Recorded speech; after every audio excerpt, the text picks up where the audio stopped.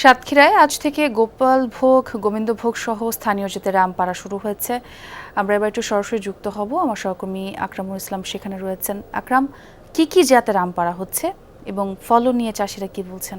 আজ 5 মে প্রশাসন ঘোষিত যে আম ক্যালেন্ডার করা হয়েছিল সেই নির্ধারিত সময় অনুযায়ী আজ হলো গোবিন্দভোগ, গোপালভোগ, গোলাপখাস সহ স্থানীয় জাতের যে আম রয়েছে সেই আম বাগা আজ শুরু হয়েছে। এবং আমি ফিংড়ি এলাকার একটি আম বাগানে রয়েছি। মূলত এই বাগানটি থেকে প্রশাসন আনুষ্ঠানিকভাবে আম ভাঙার কার্যক্রম শুরু করেছেন। আপনি দেখছেন এখানকার যারা আম ব্যবসায়ীরা রয়েছেন তারা কিন্তু গাছ থেকে আম ভাঙছেন এবং এই আমটি মূলত গোবিন্দভোগ জাতের আম।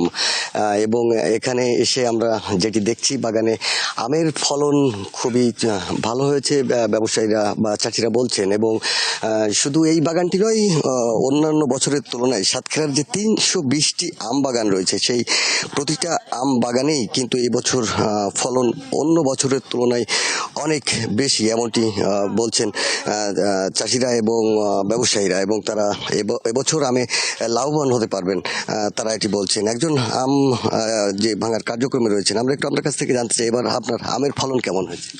এবার আমের ফলন তেমন বেশি ভালো না ভাই, মানে বল যেরকম হয়েছিল তা প্রত্যেক গাছে ঠেকনে তো অনেক প্রায় 8-10 কান করে বাস, সেই হিসাবে গাছে আম তেমন ভালো হয় নাই।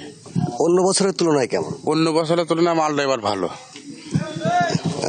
শুনছিলেন যে অন্য বছরের তুলনায় কিন্তু এবছর আমের যে ফলন সেটি ভালো হয়েছে। এবং আমরা এবং এরই মধ্যে যারা আম ব্যবসায়ীরা রয়েছেন তারা কিন্তু আম বাজারে তুলতে শুরু করেছেন। এবং আমরা বাজারের খবর নিয়ে যেটি জেনেছি, গোবিন্দভোগ আমে কিন্তু বাজার ছয়লাভ হয়ে গেছে। এবং স্থানীয় যে সাতক্ষীরা শহরের সুলতানপুর বড় বাজার রয়েছে সেখানে আম প্রতিমন আম বিক্রি হচ্ছে শ্রেণীভেদে, আকার প্রকার ভেদে 1500 থেকে 2500, 2800, কোনোটি 3000 টাকা দরে বিক্রি হচ্ছে। এবং যে গোপালভোগ সহ স্থানীয় আরও জাতের যখন আম বাজারে আসবে তখন এই দামটি আরও সুনির্দিষ্ট ভাবেই হয়তো বলা যাবে। এবং আগামী 15 মে থেকে যে সাতক্ষীরার সব থেকে বেশি যে জনপ্রিয় আম হিমসাগর সেটি বাজারে আসবে। এবং 27 মে আসবে ল্যাংড়া। এবং 5 জুন আম্রপালি জাতের আম বাজারে আসার আম ক্যালেন্ডার করেছে প্রশাসন। এবং প্রশাসনের যে ঘোষণা এবং সুনির্দিষ্ট, তারা একটি কথা বলছেন যে নিরাপদ বিষমুক্ত আম বাজারজাত করতে হবে ব্যবসায়ীদের।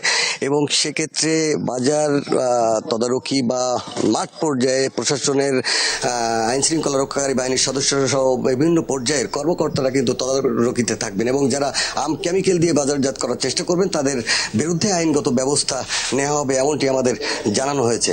অনেক ধন্যবাদ আকরাম আপনাকে।